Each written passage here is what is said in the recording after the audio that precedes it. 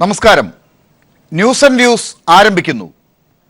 അവനോ അവളോ ആരാണ് യഥാർത്ഥത്തിൽ ഇര എന്നത് തർക്കിക്കേണ്ട വിഷയമാണോ എന്നതാണ് ഇന്ന് ന്യൂസ് ആൻഡ് വ്യൂസ് ചർച്ച ചെയ്യുന്നത് എന്ന് സമൂഹ മാധ്യമങ്ങളിൽ പോസ്റ്റ് ചെയ്തപ്പോൾ മുതൽ പലരും സംശയങ്ങൾ ഉന്നയിക്കുന്നുണ്ട്.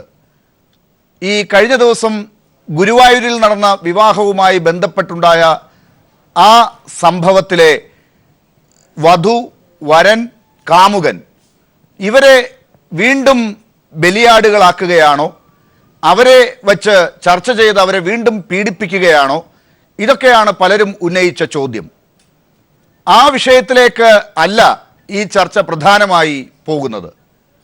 എന്നാൽ ഈ വിഷയം ഉൾപ്പെടെ ഇപ്പോൾ ഉയർത്തിയിരിക്കുന്ന ചില ചോദ്യങ്ങളുണ്ട്.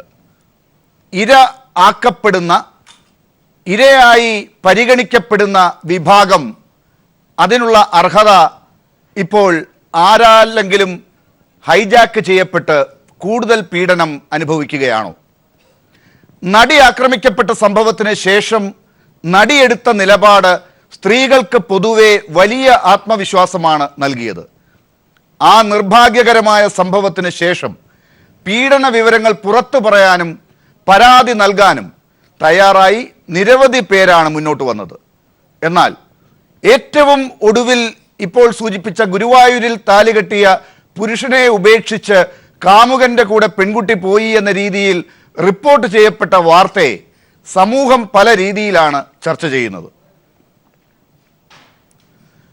ആരാണ് യഥാർത്ഥത്തിൽ ഇര? സ്ത്രീകൾ മാത്രമാണോ ഇരയാക്കപ്പെടുന്നത്? കാമുകന്മാരും വരന്മാരും സ്ത്രീകളാൽ ചതിക്കപ്പെടുന്നുണ്ടെങ്കിൽ അവർ ഇരകളാണോ? കാലങ്ങളായി ഇരയാക്കപ്പെടുകയും അടിച്ചമർത്തപ്പെടുകയും ചെയ്തു വന്ന സ്ത്രീയുടെ നീതി ഈ ചർച്ചകളിലൂടെ പുരുഷൻ ഹൈജാക്ക് ചെയ്യുന്നുണ്ടോ? സ്ത്രീയുടെ സ്ത്രീത്വം പോലെ പുരുഷത്വവും കവരുന്നത് ഇരയാക്കപ്പെടലിന്റെ ഇരുവശങ്ങളാണോ സൂചിപ്പിക്കുന്നത്? സ്ത്രീക്ക് നേരെ ഉയരുന്ന ഈ ചോദ്യങ്ങളും ആരോപണങ്ങളും സംഘടിത പുരുഷവർഗത്തിന്റെ PR ജോലിയാണോ? ഇതാണ് ഇന്ന് ന്യൂസ് ആൻഡ് വ്യൂസ് പരിശോധിക്കുന്നത്. അവനോ അവളോ ആരാണ് ഇര എന്ന തർക്കത്തിന് പ്രസക്തിയുണ്ടോ? ഈ വിഷയം ചർച്ച ചെയ്യുമ്പോൾ നമ്മളോടൊപ്പം ഉള്ളത് പ്രമുഖ മാധ്യമ പ്രവർത്തകയും സാമൂഹ്യ പ്രവർത്തകയുമായ KK ഷാഹിന, അഡ്വക്കേറ്റ് സംഗീത ലക്ഷ്മൺ, യുവജന കമ്മീഷൻ അധ്യക്ഷയായ ചിന്ത ജെറോം, ഒപ്പം അഡ്വക്കേറ്റ് വീണ നായർ എന്നിവർ. KK ഷാഹിന, താങ്കൾ ഒരു ഫേസ്ബുക്ക് പോസ്റ്റ് കഴിഞ്ഞ ദിവസം പോസ്റ്റ് ചെയ്തിട്ടുണ്ട്. അതിൽ ഈ ഗുരുവായൂരിൽ നടന്ന സംഭവവുമായി ബന്ധപ്പെട്ട് ഉള്ള ചെറുപ്പക്കാരെ അനാവശ്യമായി സമൂഹ മാധ്യമങ്ങൾ പീഡിപ്പിക്കുന്നതിനെക്കുറിച്ചും അത്തരത്തിലൊരു കാപ്പ് പഞ്ചായത്ത് വേണ്ട എന്നുള്ളതിനെക്കുറിച്ചുമാണ് ഓർമ്മിപ്പിക്കുന്നത്. എന്നാൽ സമൂഹ മാധ്യമങ്ങളിൽ ഇതുമായി ബന്ധപ്പെട്ട് ഒട്ടേറെ ചർച്ചകൾ നടക്കുന്നത് താങ്കളുടെ ശ്രദ്ധയിൽപ്പെട്ടിട്ടുണ്ടാകും. ഇപ്പോൾ ഈ ചർച്ചയിൽ പങ്കെടുക്കുന്ന അഡ്വക്കേറ്റ് സംഗീത ലക്ഷ്മണൻ ഉൾപ്പെടെ കഴിഞ്ഞ ദിവസങ്ങളിലായി സമൂഹ മാധ്യമങ്ങളിൽ ഒരു പോസ്റ്റ് ഇട്ടിട്ടുണ്ട്. അതെല്ലാം താങ്കളും ശ്രദ്ധിച്ചിട്ടുണ്ടാകും.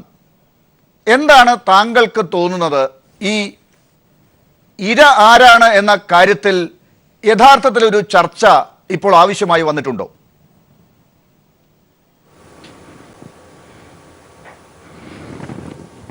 ഇര ആരാണെന്ന കാര്യത്തിൽ സംശയമൊന്നുമില്ല.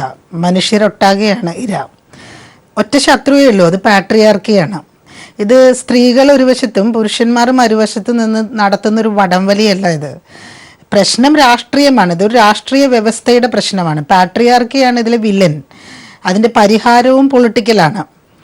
ഇപ്പോൾ ഞാൻ ആമുഖമായി തന്നെ പറയാൻ ഉദ്ദേശിക്കുന്നത്, ഈ ഗുരുവായൂരിലെ ആ സംഭവവുമായി അതുമായി ബന്ധപ്പെട്ട കൂടുതൽ വിശദാംശങ്ങളിലേക്ക് പോവില്ല എന്നുള്ളൊരു തീരുമാനം എനിക്കുണ്ട്. കാരണം ഞാൻ പ്രാഥമികമായി അവരുടെ ഒരു സ്വകാര്യതയെ മാനിക്കാൻ നമ്മൾ തയ്യാറാവണമെന്ന അഭിപ്രായമാണ് എനിക്കുള്ളത്.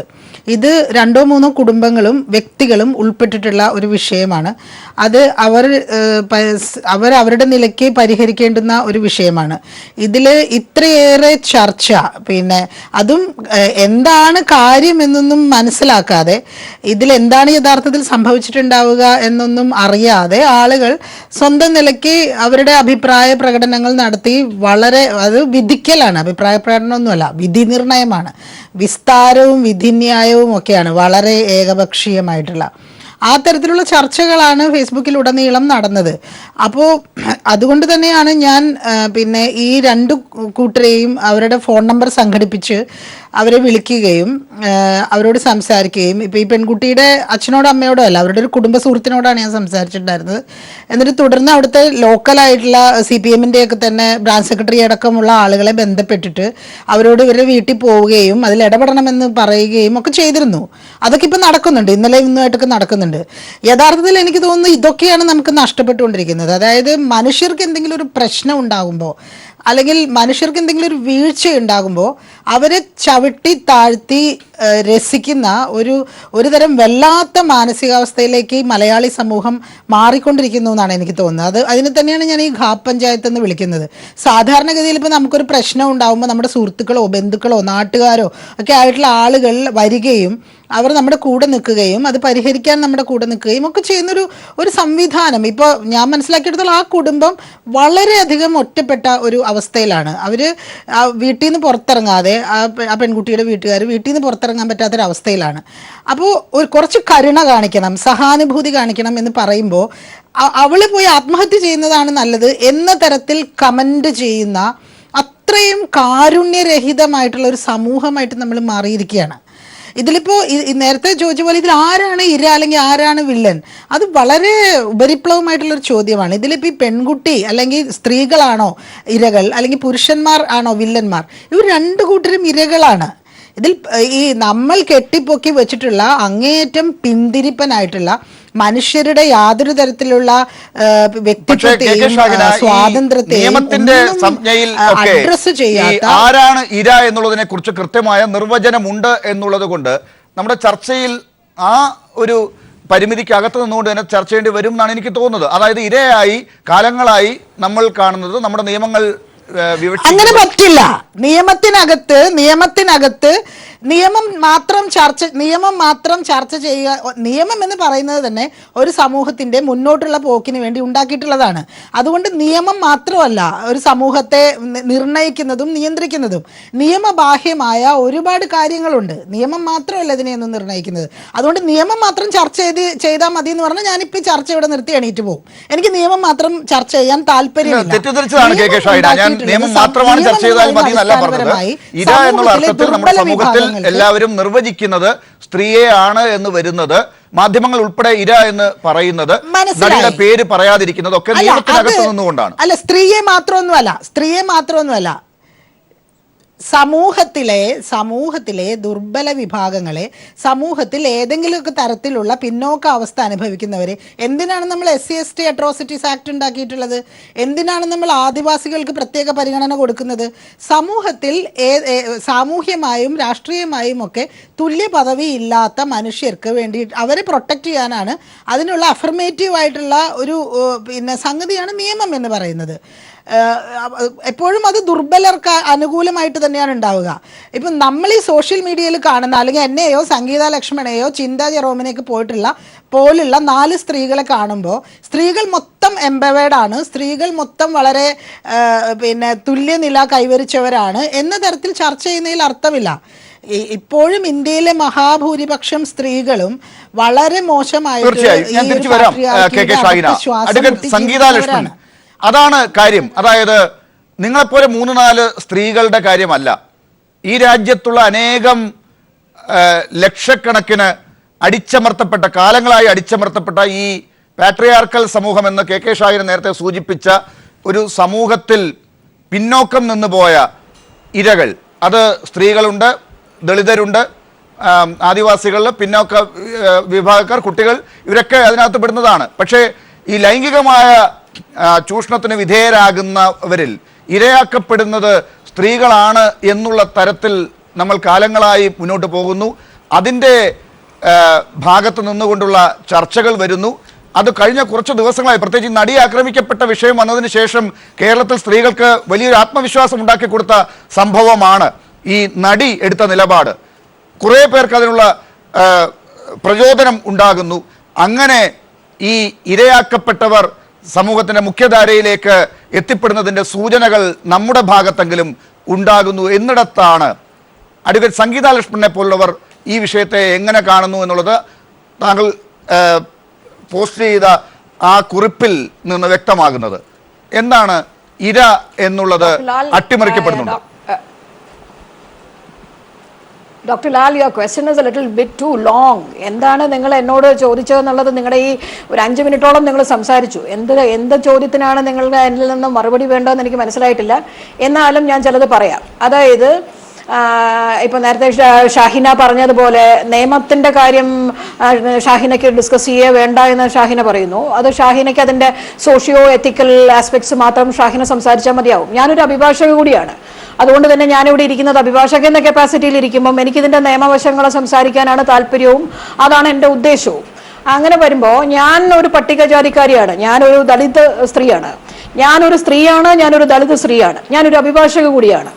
ഞാൻ കൈകാര്യം ചെയ്തു കഴിഞ്ഞ 18 കൊല്ലത്തോളമുള്ള എൻ്റെ ലിറ്റിഗേറ്റിംഗ് ലോയർ എന്ന നിലയ്ക്കുള്ള എൻ്റെ എക്സ്പീരിയൻസ് വെച്ച് ഞാൻ നോക്കിയാൽ സ്ത്രീകൾക്ക് ഉതകുന്ന രീതിയിൽ ഉപകരിക്കുന്ന രീതിയിൽ പിൽക്കാലത്ത് കൊണ്ടുവന്നിട്ടുള്ള ഈ കാലഘട്ടത്തിൻ്റെ ഇടയിൽ കൊണ്ടുവന്നിട്ടുള്ള പുതിയ നിയമങ്ങളായാലും പഴയ നിയമങ്ങളായാലും ദളിതർക്ക് ആവശ്യമായിട്ടുള്ള നിയമങ്ങൾ ഉണ്ടാക്കി കൊണ്ടുവന്നിട്ടുള്ള സംരക്ഷണവും അവർക്ക് ആവശ്യമായിട്ടുള്ള നിയമ സംരക്ഷണവും അത്തരം കാര്യങ്ങളും ഒക്കെ ഞാൻ കണ്ടിട്ടുള്ളത് വെച്ച് ഒരു 60% of the cases are not genuine. അത് വളരെ ഇൻജെനുവിൻ ആണ്.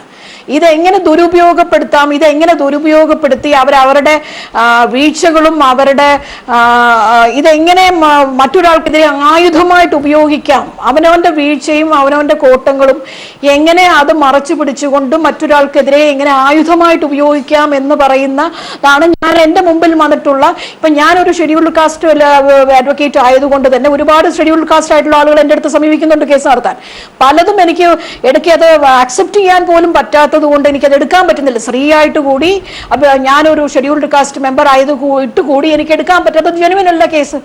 കാരണം അവരുടെ ഷെഡ്യൂൾഡ് കാസ്റ്റ് എന്നുള്ള പറയുന്ന ചട്ടക്കൂടിൽ നിന്ന് പുറത്തേക്ക് വന്ന ആളുകൾ, ഞാൻ ഈ പറയുന്നത് ഷാഹിന പറഞ്ഞ പോലെ ഒരു 4-5 എംപവേർഡ് ആയിട്ടുള്ള സ്ത്രീകളെ പിടിച്ചിരുത്തി ചർച്ച ചെയ്യുന്നതല്ല. എന്നേക്കാൾ വളരെ മിടുക്കിയാണ് എൻ്റെ വീട്ടിൽ എന്നെ സഹായത്തിന് വരുന്ന ഹൗസ് മെയ്ഡ്, എന്നേക്കാൾ വളരെ മിടുക്കി. ഇപ്പം ഞാൻ എറണാകുളം സിറ്റിയിൽ എനിക്കൊരു വീട് വാങ്ങിക്കാൻ എനിക്ക് ഇതുവരെ പറ്റിയിട്ടില്ല. ആ കുട്ടി ആ സ്ത്രീ അവരുടെ അധ്വാനം കൊണ്ട്, ഇത്രയും വർഷങ്ങളുടെ അധ്വാനം കൊണ്ട് അവർ സ്വന്തമായിട്ട് വീട് വെച്ചു, അവർ സ്വന്തമായിട്ട് മക്കളെ വളർത്തുന്ന സ്ത്രീയാണ്. അതേപോലെ താഴ്ത്തു നിൽക്കുന്ന എൻ്റെ അഡ്വക്കേറ്റ്, എൻ്റെ ക്ലർക്കിൻ്റെ കാര്യം നോക്കട്ടെ, അവളുടെ വീട്ടുകാരെയും അവളുടെ അമ്മേനെയും അച്ഛനെയും ഒക്കെ അവളാണ് നോക്കുന്നത്. എനിക്കിതൊന്നും ചെയ്യേണ്ടി വന്നിട്ടില്ല. നമ്മൾ എംപവേർഡ് എന്ന് പറയുമ്പം സ്വയം പര്യാപ്തത എന്ന് പറയുന്ന ഒരു കാര്യമില്ലേ? സ്വയം പര്യാപ്തത എന്ന് പറയുമ്പോൾ എനിക്ക് എന്നെ നോക്കാൻ കഴിയണം, എന്റെ കുടുംബത്തിന് ആവശ്യമുണ്ടെങ്കിൽ എന്റെ കുടുംബത്തിനെ നോക്കാൻ കഴിയണം. ഈ പറയുന്ന സ്ത്രീകൾ ഇപ്പോൾ കൂടുതലായി ഇരയാക്കപ്പെടുന്നവർക്ക് ഒരു അനുഗ്രഹം കിട്ടുന്നു, അവർക്ക് ഒരു ശബ്ദമുണ്ട് ഇവിടെ, അവർക്ക് നിയമവും നീതിയും അവരുടെ കൂടെ നിൽക്കാനുള്ളൊരു സംവിധാനം ഇപ്പോൾ ഉണ്ട് എന്നുള്ളിടത്ത് ഒരുപാട് പേർ ആശ്വസിക്കുമ്പോൾ അതങ്ങനെയല്ല, ഇത് ദുരുപയോഗം ചെയ്തുകൊണ്ട് ഈ കാര്യങ്ങളെ അട്ടിമറിക്കുകയാണ് എന്നാണോ താങ്കൾ പറഞ്ഞു വരുന്നത്? അത് തന്നെയാണ് പറഞ്ഞു വെക്കുന്നത്. ഈ സ്ത്രീകളുടെ കൂട്ടായ്മ അവർക്കൊരു ഓറിയന്റേഷൻ ഉണ്ടോ, അല്ലെങ്കിൽ അത് ജെന്യുവൻ ആയിട്ടുള്ള കേസസിലാണോ അവരവരുടെ ശക്തി ഉപയോഗപ്പെടുത്തുന്നത് എന്നുള്ള കാര്യത്തിലൊക്കെ ഞാൻ വളരെയധികം ആംഗ്വിഷ്ഡ് ആണ്. എനിക്കത് വല്ലാതെ അങ്കലാപ്പും വിഭ്രാന്തിയും ഉണ്ടാക്കുന്ന ഒരു വിഷയം തന്നെയാണത്. ഈ സ്ത്രീകളുടെ ഒരു 10 പേര് അല്ലെങ്കിൽ ഒരു ചെറിയ കൂട്ടായ്മ നിന്നുകൊണ്ട് അവർ അതിൻ്റെ ശബ്ദം ഉച്ചത്തിൽ പറയാൻ ശ്രമിക്കുമ്പോൾ ആ പറയുന്നത് ജെന്യുവൻ ആയിട്ടുള്ള കേസുകളിലാണോ അവരവരുടെ ശക്തി ഉപയോഗപ്പെടുത്തുന്നത്, അവരുടെ ശ്രദ്ധ പൊതുജന മധ്യത്തിലായാലും അധികാര കേന്ദ്രങ്ങളിലായാലും അവരുടെ ശബ്ദം കൊണ്ടുപോയി എത്തിക്കുന്നത് ജെന്യുവൻ കേസസിലാണോ എന്നുള്ള കാര്യത്തിൽ സംശയമല്ല. ഒരു കാര്യത്തിൽ കൂടി ഒരു വ്യക്തത വരുത്തിയാൽ, അതായത് ഇപ്പോൾ സെക്ഷുവലായി ഹരാസ് ചെയ്യപ്പെടുന്ന സ്ത്രീകളുടെ കാര്യത്തിലാണ് ഈ ചർച്ച കൂടുതലായി വരുന്നത്. ആ കാര്യത്തിൽ താങ്കളുടെ പോസ്റ്റിൽ നിന്നൊക്കെ പറയുന്നത് അനുസരിച്ച് അതിൻ്റെ ആനുകൂല്യം പറ്റിയവർ കൂടുതൽ ആരാണ്, എത്ര അളവ് വരെ ഈ സ്ത്രീയും പുരുഷനും ഇതിനകത്ത് ആനന്ദം കണ്ടെത്തിയിട്ടുണ്ട് എന്നൊക്കെ പറഞ്ഞുകൊണ്ടാണ് ഒരു ഭാഗത്തിന് മാത്രമല്ല ഈ നീതി കിട്ടേണ്ടത്, ഇരയാക്കപ്പെടുന്നത് അപ്പുറത്തുമുണ്ടെന്നൊക്കെ താങ്കൾ പറയാൻ ശ്രമിക്കുന്നത്.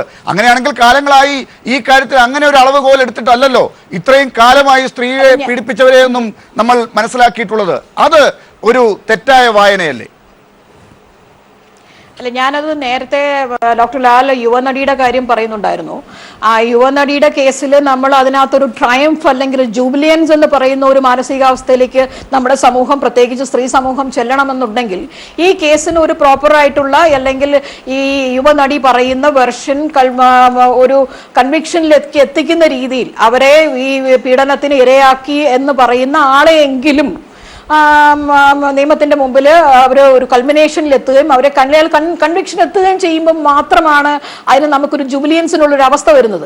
നമ്മളിപ്പോൾ കാണുന്നുണ്ട് ഡൈല്യൂട്ട് ചെയ്ത് ഇപ്പോൾ കഴിഞ്ഞ ദിവസം ഹൈക്കോടതിയിൽ ഉണ്ടായിരുന്നത് അവരുടെ പേര് വിളിച്ചു പറഞ്ഞ മറ്റൊരു യുവനടനെതിരെ അവർക്ക് പരാതിയില്ല എന്ന് പറയുന്നു. ഇതിങ്ങനെ താഴോട്ട് ഇനി ഫിൽട്ടർ ചെയ്ത് ഇനി അവർക്ക് കേസിന്റെ ഒരു ട്രയൽ സ്റ്റേജിൽ എത്തുമ്പോഴത്തേക്ക് ഇനി എന്താണ് പരാതി, ആർക്കെതിരെയാണ് അവരുടെ പരാതി എന്നൊക്കെയുള്ളത് നമ്മൾ കാണേണ്ടിയിരിക്കുന്നു. ഞാൻ സംശയം പ്രകടിപ്പിക്കുകയല്ല. പക്ഷേ ഇപ്പൊ മാധ്യമങ്ങളിലൂടെ വരുന്ന ഒരു വെർഷനിൽ എത്രമാത്രം സത്യാവസ്ഥയുണ്ട് എന്ന് എനിക്ക് സംശയങ്ങളുണ്ട്. അതുകൊണ്ട് തന്നെ എനിക്ക് യുവനടിയെടുത്ത ഒരു നിലപാടിനെ ഞാൻ അപ്രീഷിയേറ്റ് ചെയ്യാനോ കൺഗ്രാജുലേറ്റ് ചെയ്യാനോ അവരുടെ തൊപ്പിയിൽ തൂവൽ കൊടുക്കാനോ അവർക്ക് കിരീടം വെച്ചു കൊടുക്കാനോ ഞാൻ തയ്യാറല്ല. അത് വരട്ടെ, അതിന് ഞാൻ അതിന്റെ ഒരു ട്രയൽ കോടതി, ഞാൻ ഹൈക്കോടതിയും സുപ്രീം കോടതിയും കണ്ടീഷൻ കൊടുക്കണമെന്ന് ഞാൻ പറയില്ല. ശരി, പക്ഷേ അപ്പോഴും എങ്ങനെയാണ് ഈ ആക്രമിച്ച കോടതിയുടെ മുമ്പിൽ എല്ലാം പറയട്ടെ, എങ്ങനെയാണ് നിരപരാധിയാകുന്നത്? അയാളുടെ എന്തൊക്കെയോ നഷ്ടപ്പെട്ടു എന്ന കണ്ടെത്തലൊക്കെ സംഗീത ലക്ഷ്മണനെ പോലുള്ളവർക്ക് ഉണ്ടാകുന്നത്? വേട്ടക്കാരൻ എന്ന് പറഞ്ഞത് എന്താ? അതായത് നമ്മുടെ മാതൃഭൂമിയിൽ ഉണ്ടായിരുന്ന റിപ്പോർട്ടർ പയ്യൻ, ആ പയ്യനെതിരെ ഒരു പരാതി കൊടുക്കുന്നു.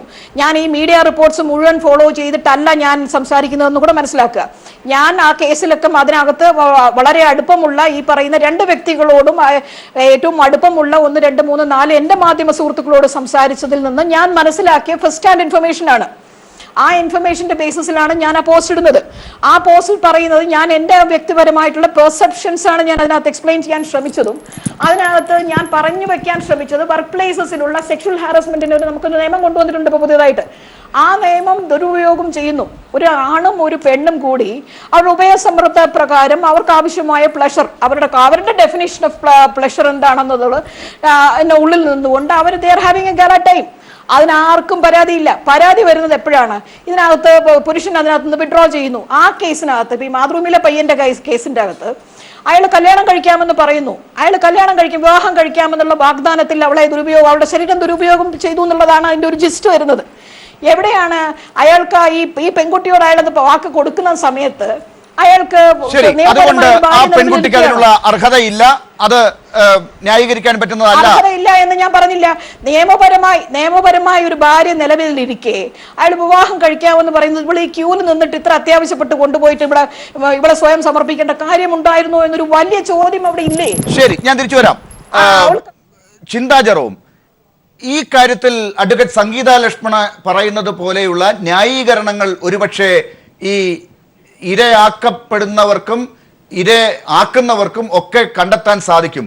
പക്ഷെ ആത്യന്തികമായി സമൂഹത്തിൽ നീതിക്ക് വേണ്ടി ഇതുവരെ പൊരുതി നേടിയെടുത്ത ആനുകൂല്യങ്ങൾ നഷ്ടമാകുന്നത് അപ്പോൾ സ്ത്രീക്കാണ് എന്ന് പറയേണ്ടി വരില്ലേ? അവിടെ ഇര എന്നുള്ള വാക്കിനെ പോലും ഈ രീതിയിൽ പുനർനിർവചിക്കുന്ന ഒരു അവസ്ഥ ഉണ്ടാകുന്നതിനെ താങ്കൾ എങ്ങനെയാണ് കാണുന്നത്? അല്ല, ഞാൻ ആ പോസ്റ്റ് വായിച്ചപ്പോൾ എനിക്ക് തോന്നിയിട്ടുള്ളത് എല്ലാ മനുഷ്യർക്കും ലഭ്യമാകേണ്ട മനുഷ്യാവകാശത്തെക്കുറിച്ച് അവർ കുറച്ച് നല്ല ഭാഷയിൽ, നല്ല സാഹിത്യപ്രദമായിട്ടുള്ള ഭാഷയിൽ അവതരിപ്പിച്ചു എന്നാണ് എനിക്ക് ആ പോസ്റ്റ് വായിച്ചപ്പോൾ എനിക്ക് പ്രഥമ ദൃഷ്ടിയാൽ രൂപപ്പെട്ടു വന്നത്. പിന്നെ ഇര എന്ന വാക്കിനെ കുറിച്ച് നമ്മുടെ മുമ്പിലേക്ക് ഉയർന്നു വരുന്ന ആ ചർച്ച വളരെ കൃത്യമായി നമ്മുടെ സമൂഹത്തിൽ ചർച്ച ചെയ്യപ്പെടേണ്ട ഒന്നാണ്. കാരണം ഇര ആരാണ് എന്ന ചോദ്യം പലപ്പോഴും ഇര എന്ന വാക്ക് ഉപയോഗിക്കരുത് എന്ന് നമ്മൾ പറയാറുണ്ട്. അരികുവൽക്കരിക്കപ്പെടുന്നവർ ആരാണ്? ഇവിടെ ഷാഹിന ചേച്ചി വളരെ കൃത്യമായി സൂചിപ്പിച്ചു, സ്ത്രീകൾ മാത്രമല്ല അരികുവൽക്കരിക്കപ്പെട്ടവരായി നിൽക്കുന്നത്. നമ്മുടെ സമൂഹത്തിന്റെ മുഖ്യധാരയിലേക്ക് വരാൻ കഴിയാതെ സമൂഹത്തിന്റെ ഒരുപാട് തരത്തിലുള്ള പീഡനങ്ങൾ ഏറ്റുവാങ്ങിക്കൊണ്ടിരിക്കുന്ന ഒരുപാട് വ്യക്തികൾ, ഏത് വിഭാഗത്തിൽപ്പെട്ടവരായാലും അവരൊക്കെ ചില കേസുകളിൽ ഇരയാക്കപ്പെടുന്നു എന്ന തരത്തിൽ തന്നെയാണ് നമ്മൾ അതിനെ നോക്കിക്കാണേണ്ടത്. ഇപ്പോൾ ഈ സമൂഹത്തെ സംബന്ധിച്ച് നമ്മൾ എടുത്തു നോക്കിയാൽ പാട്രിയാർക്കി വളരെ കൃത്യമായിട്ട് ഇവിടെയുണ്ട്. പാട്രിയാർക്കി എന്ന് പറയുന്നത് ഒരു ഭാഗത്തുള്ള മുഴുവൻ പുരുഷന്മാരും പാട്രിയാർക്കിയുടെ ഭാഗമാണ്, അല്ലെങ്കിൽ എല്ലാ പുരുഷന്മാരും പാട്രിയാർക്കിയുടെ വക്താക്കളാണ് എന്ന് നമുക്ക് പറയാൻ കഴിയില്ല. മറുഭാഗത്ത് സ്ത്രീകൾ നിൽക്കുമ്പോൾ എല്ലാ സ്ത്രീകളും പാട്രിയാർക്കിക്കെതിരായി പൊരുതുന്നവരാണെന്ന് നമുക്ക് പറയാൻ കഴിയില്ല. പാട്രിയാർക്കി എന്ന് പറയുന്നത് അതൊരിക്കലും ബയോളജിക്കൽ അല്ല, അതൊരു ഐഡിയോളജിയാണ്. Patriarchy is an ideology. ആ ഐഡിയോളജിയെ വളരെ കൃത്യമായി ഫോളോ ചെയ്യുന്ന സ്ത്രീകളുള്ള ഒരു നാട്ടിലാണ് നമ്മൾ ജീവിക്കുന്നത്. കാരണം ഈ സൊസൈറ്റിക്കകത്ത് ഈ സൊസൈറ്റിയിൽ വളരെ കൃത്യമായി വേരൂന്നിയിരിക്കുന്ന പുരുഷ മേധാവിത്വത്തെ അറിഞ്ഞോ അറിയാതെയോ ഹൃദയത്തോട് ഏറ്റുവാങ്ങുന്ന, ഇതൊക്കെ ഞാൻ സഹിക്കേണ്ടവളാണ്, ഇത്തരം പ്രശ്നങ്ങൾ വന്നാൽ നിശബ്ദയായി ഞാൻ ഇരിക്കേണ്ടവളാണ്, അല്ലെങ്കിൽ ഇത് പുരുഷന്റെ ഒരു അവകാശമാണ്, അവൻ എന്റെ ശരീരത്തിന് മേൽ അതിക്രമിക്കുവാനുള്ള അവകാശമുണ്ട് എന്നൊക്കെ അറിഞ്ഞോ അറിയാതെയോ, അറിവില്ലായ്മ കൊണ്ടോ അല്ലെങ്കിൽ നമ്മുടെ ഉള്ളിൽ ദൃഢമായി പോയിട്ടുള്ള പരമ്പരാഗത ചിന്താഗതിയുടെ ഭാഗമായിട്ടോ ഒക്കെയുള്ള ഒരു സമൂഹത്തിൽ നിന്നുകൊണ്ടാണ് നമ്മൾ പൊരുതേണ്ടത്. അപ്പൊ അങ്ങനെയാണെങ്കിൽ എന്താ ഇപ്പോൾ ഈ പറയുന്ന രീതിയിൽ ചിന്തിക്കുന്ന സ്ത്രീകളെ, സാധാരണ സ്ത്രീകളെ എന്നുള്ളതാണല്ലോ പറയുന്നത്, അവരെ വീണ്ടും വീണ്ടും ഈ പറയുന്ന പുരുഷ മേധാവിത്വത്തിന്റെ ഒരു അവസ്ഥയിലേക്ക് കൊണ്ടുവന്ന് എത്തിക്കുന്ന രീതിയിലേക്ക് ഉപകരിക്കുന്ന രീതിയിലാണോ ഇപ്പോൾ ഈ ഇരയാക്കപ്പെടുന്ന കാര്യങ്ങൾ ചർച്ച ചെയ്യുമ്പോൾ പോലും പുരുഷനുമുണ്ട് അവകാശങ്ങൾ, പുരുഷന്റെ അവകാശങ്ങളും ഇവിടെ ചതിക്കപ്പെടുന്നുണ്ട് എന്ന ചർച്ചകൾ ഉണ്ടാക്കുന്നത് ആ അർത്ഥത്തിലാണോ? അല്ല, നമ്മൾ ഇതിനെ നോക്കി കാണേണ്ടത് ഒരു മനുഷ്യത്വത്തിന്റെ തലത്തിൽ നിന്നുകൊണ്ടാണ്. കാരണം എവിടെയാണോ ആർക്കാണോ നീതി നിഷേധിക്കപ്പെടുന്നത്, ആർക്കാണോ അവന്റെ അവകാശങ്ങൾ, അവന്റെ മേൽ അവനോ അവളോ ആരുടെ മേലാണോ ഇത്തരത്തിൽ അവരുടെ അവകാശങ്ങൾ നിഷേധിച്ചുകൊണ്ടുള്ള ഇടപെടിയിൽ ഉണ്ടാകുന്നത്, അവിടെ ആർക്കാണോ നീതി നിഷേധിക്കപ്പെടുന്നത് അവർക്കൊപ്പം നിൽക്കുക എന്ന നിലപാടാണ് നമ്മൾ സ്വീകരിക്കേണ്ടത്. ഇപ്പോൾ പലപ്പോഴും മാധ്യമ ചർച്ചകളെ കുറിച്ച് നമ്മൾ സൂചിപ്പിക്കാറുണ്ട്. മാധ്യമ ചർച്ചകൾ ആദ്യഘട്ടങ്ങളിൽ നമ്മളൊക്കെ ചർച്ചയിൽ പങ്കെടുക്കുമ്പോൾ അഭിപ്രായങ്ങൾ പറയുന്നത് അതുവരെ നമുക്ക് ലഭിക്കുന്ന വിവരങ്ങളെ അധിഷ്ഠിതമായിട്ട്, ആ വിവരങ്ങളുടെ ലഭ്യത അനുസരിച്ചാണ് നമ്മളൊക്കെ അഭിപ്രായങ്ങൾ പറയുന്നത്. അപ്പോൾ നമ്മൾ അഭിപ്രായം പറയുന്നത് ആ കിട്ടിയ വിവരങ്ങളുടെ അടിസ്ഥാനത്തിൽ ആർക്കാണോ ഏറ്റവും അധികം പരിക്കുണ്ടായിരിക്കുന്നത്, ആർക്കാണോ നീതി നിഷേധിക്കപ്പെട്ടിരിക്കുന്നത് അവർക്കൊപ്പം നിൽക്കുക എന്ന നിലപാടാണ് എല്ലാ ഘട്ടത്തിലും നമ്മൾ എടുക്കുന്നത്. അക്കാര്യത്തിൽ ഒരു സംശയമുണ്ടല്ലോ, അതായത് ഈ ഏറ്റവും കൂടുതൽ പരിക്കേറ്റത് ആർക്കാണ് എന്നുള്ളത് എങ്ങനെയാണ് അളക്കുക എന്നൊരു പ്രശ്നമുണ്ട്. അവിടെയാണെങ്കിൽ ഇപ്പോൾ അഡ്വക്കേറ്റ് സംഗീത ലക്ഷ്മണന്റെ പോസ്റ്റ് വായിച്ചാൽ വലിയ പരിക്കേറ്റ പുരുഷനെ കാണാൻ സാധിക്കും, ഒരുപക്ഷെ നേരെ മറിച്ച് വായിക്കുന്നവരും ഉണ്ടാകാം. അപ്പോൾ പരിക്ക് ആർക്കാണ് കൂടുതൽ എന്നുള്ളിടത്താണോ അതോ ഒരു ചെറിയ ആനുകൂല്യം കാലങ്ങളായുള്ള അടിച്ചമർത്തപ്പെട്ടതിന്റെ ഭാഗത്ത് നിൽക്കുന്ന സ്ത്രീക്ക് കൊടുക്കും എന്നതാണോ കാണേണ്ടത്? അല്ല, ഒരിക്കലും ഏറ്റവും കൂടുതൽ പരിക്ക് എന്നത് ഞാൻ പറഞ്ഞു വന്നത് ആ അർത്ഥത്തിലല്ല. കാരണം സ്ത്രീ പുരുഷൻ എന്ന ബൈനറിയെ കുറിച്ചല്ല ഞാൻ ഇവിടെ സൂചിപ്പിച്ചത്. അതായത് സ്ത്രീക്ക് നമ്മുടെ സമൂഹത്തിൽ ലഭിക്കുന്ന പ്രാധാന്യം എന്ന് പറയുന്നത്, സ്ത്രീക്ക് നമ്മുടെ സമൂഹത്തിലെ നിയമങ്ങൾ സ്ത്രീ പക്ഷത്തു നിന്ന് നിൽക്കുന്നത് ഇവിടെ സൂചിപ്പിച്ചതുപോലെ കാലാകാലങ്ങളായി അടിച്ചമർത്തപ്പെട്ടവളായി സ്ത്രീ നിൽക്കുന്നു. നമ്മുടെ സമൂഹത്തിന്റെ മുഴുവൻ ഘടന എടുത്തു നോക്കിയാൽ വളരെ കൃത്യമായ പുരുഷ മേധാവിത്വം ഒളിഞ്ഞും തെളിഞ്ഞും നിലനിൽക്കുന്നു. അതിപ്പം നീതിന്യായ വ്യവസ്ഥയിലായാലും സാഹിത്യത്തിലായാലും സിനിമയിലായാലും കലയിലായാലും തൊഴിലിടങ്ങളിലായാലും എല്ലായിടത്തും സ്ത്രീക്ക് നേരെ അടിച്ചമർത്തപ്പെടുന്ന വളരെ കൃത്യമായിട്ടുള്ള ഇടപെടലുകൾ നടന്നുകൊണ്ടിരിക്കുമ്പോൾ തീർച്ചയായും സ്ത്രീപക്ഷമെന്നല്ല ആ വാക്കിനെ വളരെ കൃത്യമായി നമ്മൾ ഉപയോഗിക്കപ്പെടേണ്ടത്. അരികുവൽക്കരിക്കപ്പെടുന്നവരാരോ, അവിടെയാണ് ഞാൻ സൂചിപ്പിച്ചത്, കൃത്യമായി അരികുവൽക്കരിക്കപ്പെടുന്നവരാരോ അവർക്കൊപ്പം നിൽക്കുവാനായിട്ടുള്ള നിലപാടാണ് സൂചിപ്പിക്കുന്നത്. അത് പല ഘട്ടങ്ങളിലും സ്ത്രീകളാണ്, സ്ത്രീകൾക്ക് നേരെയുള്ള അതിക്രമങ്ങളാണ് വരുന്നത്. അതുകൊണ്ട് തന്നെയാണ് നമ്മൾ സ്ത്രീപക്ഷ നിലപാടെടുത്തുകൊണ്ട് പലപ്പോഴും മുന്നോട്ട് പോകുന്നത്. ശരി, അഡ്വക്കേറ്റ് വീണ നായർ, അപ്പോൾ ഈ ഭാഗത്ത് എവിടെയാണ് വീണ നായരെ പോലുള്ളവർ ചിന്തിക്കുന്നത്? അതായത് ഇപ്പൊ കാമുകന്മാരും വരന്മാരും ഒക്കെ സ്ത്രീകളാൽ ചതിക്കപ്പെടുന്നു എന്ന വാർത്ത വരുന്ന കാലഘട്ടമാണ്. അങ്ങനെയാണെങ്കിൽ ഈ കാമുകന്മാരും വരന്മാരും ഒക്കെ ഈ ഇരകളാണോ? ശരിക്കും എനിക്ക് ഈ ചോദ്യത്തിന് ഉത്തരം പറയാനുള്ളത് മറ്റൊന്നുമല്ല. ഞാൻ ഇവിടെ വരുന്നതിന് തൊട്ട് മുമ്പായിട്ട് നമ്മുടെ FBയിൽ ഈ സംഭവവുമായിട്ട് ബന്ധപ്പെട്ട് പല ലിങ്കുകളും പല ന്യൂസും ഒക്കെ വന്നതൊക്കെ കയറി ഞാൻ വായിച്ചു നോക്കി. അപ്പൊ അതിൽ നിന്ന് രണ്ട് സൈഡിൽ നിന്നുള്ള വേർഷൻസ് നമുക്ക് മനസ്സിലാക്കാൻ സാധിക്കുന്നുണ്ട്. ഒന്ന്, ആ പെൺകുട്ടി ആദ്യം തന്നെ പറയുന്നുണ്ട്, പയ്യനോട് പറഞ്ഞതായിട്ട് പറയുന്നു, എനിക്ക് ഒരു പ്രണയമുണ്ട്, എനിക്ക് അതുമായിട്ട് മുന്നോട്ട് പോകണം, അപ്പോ സാരമില്ല, ആ പയ്യനെ നീ മറന്നാ മതി, എന്നെ കല്യാണം കഴിച്ച പിന്നെ അങ്ങ് ജീവിച്ചാൽ മതി എന്നുള്ള രീതിയിൽ ആ പയ്യൻ പറഞ്ഞതായിട്ട് മനസ്സിലാക്കുന്നു. വീട്ടുകാരോട് ആ കുട്ടി കമ്മ്യൂണിക്കേറ്റ് ചെയ്തിട്ടുണ്ട്, എനിക്കൊരു പ്രണയമുണ്ടെന്ന്. അപ്പോ അതിനെയൊക്കെ പൂർണ്ണമായും അവഗണിച്ചുകൊണ്ട് ഒരു കല്യാണ മുഹൂർത്തത്തിലേക്ക് വരെ എത്തിക്കുകയും അവിടെ ആ പ്രണയിച്ച പയ്യനെ കാണുകയും ചെയ്യുമ്പോൾ നിർണായകമായ ആ നിമിഷത്തിൽ ആ കുട്ടി എടുക്കേണ്ട ഒരു തീരുമാനം ആ കുട്ടി എടുത്തു. വീണ, ഞാനൊന്ന് ഓർമ്മിപ്പിക്കുന്നത്, ഈ വിഷയത്തിൽ ഇപ്പോ കെ ഷാഹിന പറഞ്ഞ അതേ നിലപാട് നമുക്ക് വേണമെങ്കിൽ ചർച്ച എടുക്കാവുന്നതാണ്. അത് വീണയ്ക്ക് തീരുമാനിക്കാം. ഈ പറയുന്ന 3 കുട്ടികളുടെ കാര്യത്തിൽ എന്താണ് കാര്യങ്ങൾ എന്നുള്ളത് സമൂഹം തീരുമാനിച്ച് അവർക്കൊരു നല്ല അവസ്ഥ ഉണ്ടാക്കട്ടെ, അതിനുള്ള സമയം നമ്മൾ കൊടുക്കാവുന്നതാണ്. പക്ഷേ പുരുഷൻ ഇരയാകുന്നു എന്ന ചർച്ച ഇതിനകം പ്രകടമായതുകൊണ്ടാണ് ഇന്നിപ്പോൾ ഈ വിഷയം നമ്മൾ എടുത്തത്. അതിലേക്ക് ആ പോയിന്റിലേക്ക് തന്നെയാണ് ഞാൻ വരുന്നത്. പുരുഷൻ ഇരയാകുന്ന സാഹചര്യങ്ങൾ ഉണ്ട് എന്നുള്ളത് ഞാൻ പൂർണ്ണമായിട്ടും തള്ളിക്കളയുന്നില്ല. ഇപ്പൊ നമ്മൾ അറിയാം 498A അടക്കമുള്ള പല നിയമത്തിന്റെ പല വകുപ്പുകളെയും മിസ്യൂസ് ചെയ്യുന്നതായിട്ടും ഒക്കെ കണ്ടുകൊണ്ട് അതിനകത്ത് പല ഡൈല്യൂഷനും കാര്യങ്ങളും ഒക്കെ വേണം എന്നുള്ള അഭിപ്രായങ്ങൾ വരുന്നുണ്ട്. പക്ഷേ എന്റെ ചോദ്യം അതല്ല. കേവലം ഒരു 2-5% സ്ത്രീകൾ ഇത്തരത്തിൽ നിയമങ്ങളെ ആവട്ടെ അല്ലെങ്കിൽ സാഹചര്യങ്ങളെ ആവട്ടെ അവര് അതിനെ എക്സ്പ്ലോയിറ്റ് ചെയ്യുന്നു എന്നുള്ളത് കൊണ്ട് ബാക്കി 95% സ്ത്രീകൾക്കും കിട്ടേണ്ടതായിട്ടുള്ള പ്രൊട്ടക്ഷനും നീതിയും ഒക്കെ നമ്മൾ നിഷേധിക്കണോ? ആ രീതിയിലാണോ നമ്മുടെ ചിന്ത പോകേണ്ടത് എന്നുള്ളതാണ് മറ്റൊരു ചോദ്യം. ഒരു പോസ്റ്റിൽ ഞാൻ വായിക്കാനിടയായി, ഈ പ്രണയിക്കുന്ന സമയത്ത് പ്രണയത്തിൽ രണ്ടുപേരും മനസ്സ് പങ്കുവെക്കുന്നു, ശരീരം പങ്കുവെക്കുന്നു, എന്നിട്ട് എങ്ങനെയാണ് സ്ത്രീ മാത്രം ഇരയായി മാറുന്നത് എന്നുള്ളതാണ്.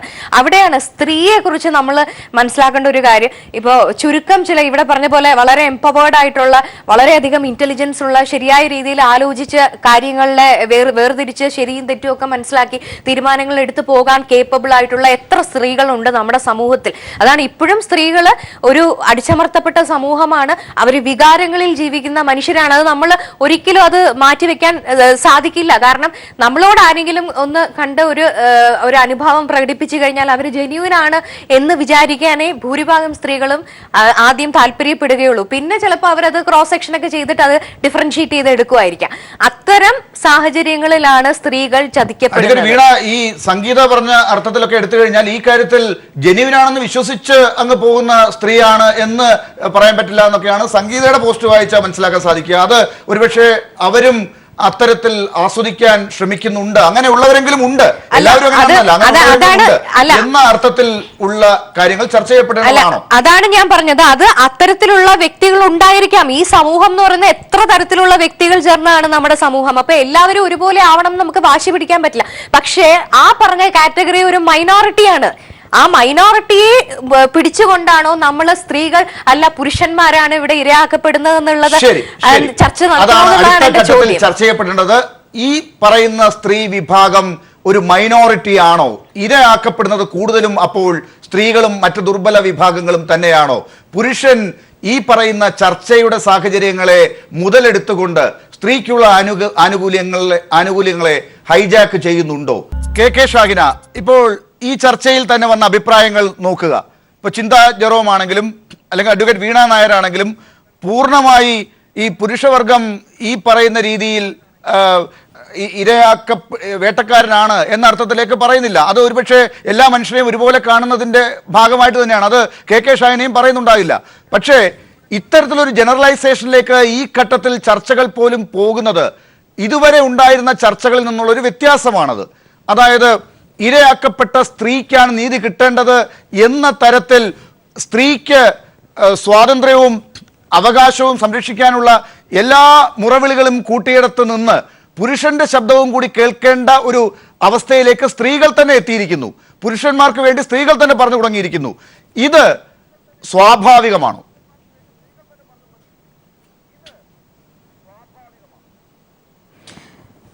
ഇത് സ്വാഭാവികമാണ്. ആ സ്വാഭാവികത എന്തുകൊണ്ടാണെന്ന് വെച്ച് കഴിഞ്ഞാൽ കാര്യങ്ങൾ കൃത്യമായിട്ട് മനസ്സിലാക്കാത്തത് കൊണ്ടാണ്. ഇപ്പോഴും ഈ പുരുഷനാണോ ഇര സ്ത്രീയാണോ ഇര എന്ന ബൈനറിയിൽ കിടന്ന് കറങ്ങുകയാണ് ചർച്ച. ഞാൻ തുടക്കത്തിൽ തന്നെ പറഞ്ഞു, ആ ഒരു ബൈനറിയിലല്ല, ചിന്തയും ഇവിടെ അത് പറഞ്ഞു, ഈ ഒരു ബൈനറിയിലല്ല കാര്യങ്ങളെ കാണേണ്ടത്. സ്ത്രീകളും പുരുഷന്മാരും മാത്രമല്ല, ഈ രണ്ടിലും പെടാത്ത ട്രാൻസ്ജെൻഡറുകളായിട്ടുള്ള മനുഷ്യർ, കുട്ടികൾ, ഇവരെല്ലാവരും ഇരകളാണ്. ഈ പറയുന്ന ഒരു പാട്രിയാർക്കി എന്ന് പറയുന്ന ഒരു സിസ്റ്റത്തിൻ്റെ ഇരകളാണ്. നമ്മൾ ഉണ്ടാക്കി വെച്ചിട്ടുള്ള ഒരു സമൂഹം എന്ന് പറയുന്നത് വിവാഹം എന്നതിന് ഏറ്റവും അധികം പ്രാധാന്യം കൊടുക്കുകയും വിവാഹം കഴിച്ച് ഉണ്ടാക്കി ഒരു ജീവിതം മുഴുവൻ ഈ ഒരു കുടുംബം മുന്നോട്ട് കൊണ്ടുപോകാൻ വേണ്ടി മാത്രം ജീവിക്കുകയും ചെയ്യുന്ന തരത്തിലുള്ള ഒരു സിസ്റ്റമാണ് നമ്മൾ ഉണ്ടാക്കി വെച്ചിട്ടുള്ളത്. അതിനപ്പുറത്തുള്ള എന്തെങ്കിലും സന്തോഷങ്ങളെ കുറിച്ചിട്ട് കുടുംബബാഹ്യമായ, കുടുംബത്തിന് പുറത്തുള്ള എന്തെങ്കിലും കേരളത്തിലെ പുരുഷന്മാരെ സംബന്ധിച്ചിടത്തോളം ആണെങ്കിൽ ബാറിൽ പോയിരുന്ന് രണ്ടെണ്ണം അടിക്കുക, ഇങ്ങനെയൊക്കെയുള്ള കാര്യങ്ങൾക്കപ്പുറത്തേക്ക് വ്യക്തി എന്ന നിലയിൽ ഒരാളുടെ വ്യക്തിത്വ വികാസത്തിനുള്ള, അല്ലെങ്കിൽ വ്യക്തി എന്ന നിലയിൽ അയാൾക്ക് ജീവിതത്തിൽ സന്തോഷം കണ്ടെത്താനുള്ള ഒരു അവസരവും ഇല്ലാത്ത വളരെ പിന്തിരിപ്പനായിട്ടുള്ള ഒരു സംവിധാനമാണ് നമ്മൾ ഉണ്ടാക്കി വെച്ചിട്ടുള്ളത്. ഇതിൽ ഈ പുരുഷൻ വേട്ടക്കാരനാണോ എന്ന തരത്തിലുള്ള ചർച്ചകൾ ഉണ്ടായി വരുന്നതിൻ്റെ ഒരു കാരണം, ഇപ്പോൾ ഈ നേരത്തെ ചിന്ത പറഞ്ഞ പോലെ ഇതൊരു ഐഡിയോളജിയാണ്, ഒരു പ്രത്യയശാസ്ത്രമാണ്. അപ്പോൾ ഓരോ പ്രത്യയശാസ്ത്രം എടുത്ത് നോക്കിയാൽ, ഇപ്പോൾ മുതലാളിത്തം ഉദാഹരണത്തിന്, മുതലാളിത്തത്തിൻ്റെ പിന്നെ മുതലാളിത്തത്തിന് വളരെ കൃത്യമായിട്ട് അപ്പുറത്തെ ഒരു തൊഴിലാളി വർഗം അല്ലെങ്കിൽ തൊഴിലാളി വർഗത്തിൻ്റെ പിന്നെ ശത്രു ആരാ? തൊഴിലാളി വർഗത്തിൻ്റെ ശത്രു എന്ന് പറയുന്നത് മുതലാളിത്തമാണ്. അതേസമയം പാട്രിയാർക്കിയിൽ നമ്മൾ എങ്ങനെയാണ് ഒരു ശത്രുവിനെ കണ്ടെത്തുക എന്നുള്ളത് വളരെ ദുഷ്കരമാണ്.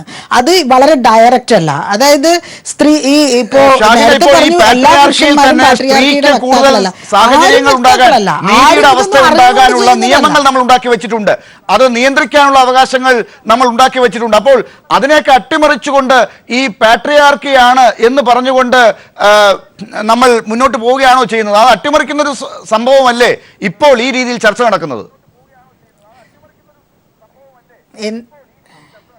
അല്ല, എനിക്ക് ഈ അട്ടിമറി സത്യം പറഞ്ഞാൽ മനസ്സിലായിട്ടില്ല. എവിടെയാണ് ഈ അട്ടിമറി നടന്നത്? അട്ടിമറി നിങ്ങളടക്കമുള്ള ആളുകളുടെ ഒരു വല്ലാത്ത ഭീതിയാണോ എന്നാണ് സംശയം. എൻ്റെ ചോദ്യം ഇത്രയേ ഉള്ളൂ. നേരത്തെ ഇവിടെ പറഞ്ഞ ഈ 60% കണക്ക് എവിടെ നിന്നാണെന്ന് അറിയാൻ എനിക്കൊരു അക്കാദമിക് താല്പര്യമുണ്ട്. അതായത് ഇന്ത്യയിൽ നിലനിൽക്കുന്ന നിയമം മാത്രമല്ല, ഏതൊരു സംഗതിക്കും ഏതൊരു നിയമത്തിനും എന്നെ പറഞ്ഞ് മുഴുവനാക്കാൻ അനുവദിക്കണം. ഏതൊരു നിയമത്തിനും ഉപയോഗത്തിൻ്റെ കൂടെ ദുരുപയോഗമുണ്ട്. ദുരുപയോഗം ചെയ്യപ്പെടാത്ത ഏതെങ്കിലും ഒരു നിയമം ചൂണ്ടിക്കാണിക്കാൻ പറ്റുമെങ്കിൽ എനിക്ക് അതിലൊരു വളരെ അക്കാദമിക് കൗതുകമുണ്ട്. എൻ്റെ ചോദ്യം, ഈ നിയമങ്ങൾ ഒരു നിയമം അതിൽ ദുരുപയോഗമാണോ ഉപയോഗമാണോ കൂടുതൽ എന്നത് സംബന്ധിച്ച് എന്തെങ്കിലും ഡാറ്റ അവൈലബിൾ ആണോ? ഇപ്പോൾ സ്ത്രീ സുരക്ഷാ നിയമങ്ങൾ, സ്ത്രീകൾക്ക് അനുകൂലമായിട്ടുള്ള നിയമങ്ങൾ, പട്ടികജാതിക്കാരായിട്ടുള്ള മനുഷ്യർക്ക്, ദളിതരായിട്ടുള്ള മനുഷ്യർക്ക് അനുകൂലമായ നിയമങ്ങൾ, ഇപ്പോൾ വ്യക്തിപരമായ അനുഭവങ്ങളുടെ അടിസ്ഥാനത്തിലാണ് പലപ്പോഴും ആളുകൾ ഇതിനെയൊക്കെ വിലയിരുത്തുന്നത്. ഇപ്പോൾ എന്നെ സംബന്ധിച്ചിടത്തോളം എനിക്ക് തന്നെ നേരിട്ട് അറിയാവുന്ന ഒരു 10 കേസെങ്കിലും ഈ SC/ST ആക്ട് ദുരുപയോഗം ചെയ്തുകൊണ്ടുള്ള കേസ് എനിക്കറിയാം. അതുപോലെ സ്ത്രീ സംരക്ഷണ നിയമങ്ങൾ ദുരുപയോഗം ചെയ്തിട്ടുള്ള കേസ് എനിക്കറിയാം. പക്ഷെ എനിക്ക് ഒരു 4 കേസ് അറിയാം എന്നതിൻ്റെ അടിസ്ഥാനത്തിൽ അതാണ് ഭൂരിപക്ഷം എന്ന് കരുതുന്നത് ഒരു പക്വതയില്ലാത്ത സമീപനമാണ്. ഈ ഭൂരിപക്ഷം ന്യൂനപക്ഷം കൂടുതൽ കേസുകൾ എന്താണെന്നൊക്കെ ഉള്ളത് ഒരു പഠനത്തിന്റെ അടിസ്ഥാനത്തിൽ തീരുമാനിക്കേണ്ടതാണ്. അത്തരത്തിലുള്ള എന്തെങ്കിലും പഠനങ്ങൾ നമ്മുടെ നീതിന്യായ വ്യവസ്ഥയുമായി ബന്ധപ്പെട്ട് നടന്നിട്ടുണ്ടോ എനിക്ക് അറിഞ്ഞൂടാ. എനിക്കും ഈ കാര്യത്തിൽ പറയാനുള്ള ഡാറ്റ എന്ന് പറയുന്നത് പലപ്പോഴും നമുക്ക് നേരിട്ട് വ്യക്തിപരമായിട്ട് അറിയാവുന്ന കാര്യങ്ങൾ മാത്രമാണ്. ഉദാഹരണത്തിന് ഇപ്പോൾ ഒരു കുറച്ച് വർഷം മുമ്പ് ഈ SC/ST കമ്മീഷൻ അംഗമായിട്ടുള്ള ഒരാൾ എന്നോട് പറഞ്ഞൊരു കാര്യം, 90% പരാതികളും ജെനുവിനാണ്, 10% പരാതികൾ ഫേക്കാണ്. ഇതാണ് എൻ്റെ മുന്നിലുള്ള ഒരു ഡാറ്റ. ഇത് SC/ST കമ്മീഷൻ പറഞ്ഞത്. ഈ കണക്കുകൾ ഇപ്പോൾ ഈ രീതിയിൽ അവതരിപ്പിക്കപ്പെടുന്നതിന് പ്രത്യേക ലക്ഷ്യങ്ങളുണ്ടോ? ഡേറ്റ ഒന്നും വളച്ചൊടിക്കപ്പെടുന്നൊന്നുമില്ല. ഷാഹിന വായിക്കുന്ന മാഗസിൻസ് അല്ല സംഗീത ലക്ഷ്മണ വായിക്കുന്നത്. ആ വ്യത്യാസം ഉണ്ടാവുമല്ലോ എന്തായാലും. ഞാൻ വായിക്കുന്ന ലോ ജേർണൽസ് ഷാഹിന വായിക്കുന്നുണ്ടോ? ഞാൻ വായിക്കുന്ന ലോ റിപ്പോർട്ട്സ് ഷാഹിന വായിക്കുന്നുണ്ടോ? ഞാൻ വായിക്കുന്ന ജഡ്ജ്മെന്റ്സ് ഷാഹിന വായിക്കുന്നുണ്ടോ? എൻ്റെ നോളജ് ബാങ്ക് എന്ന് പറയുന്നത് സുപ്രീം കോടതി മുതൽ ഇന്ത്യയിലുള്ള ഒട്ടാകെയുള്ള ഹൈക്കോടതികളിൽ നിന്നുള്ള ജഡ്ജ്മെന്റ്സ് ആണ്. അതിൽ നിന്ന് ഞാൻ മനസ്സിലാക്കി പറഞ്ഞോട്ടെ, നിങ്ങൾ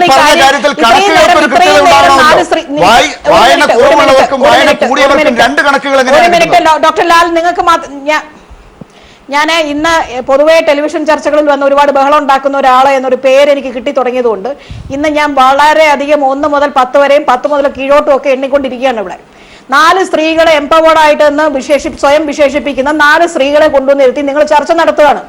ഇരയാക്കപ്പെട്ട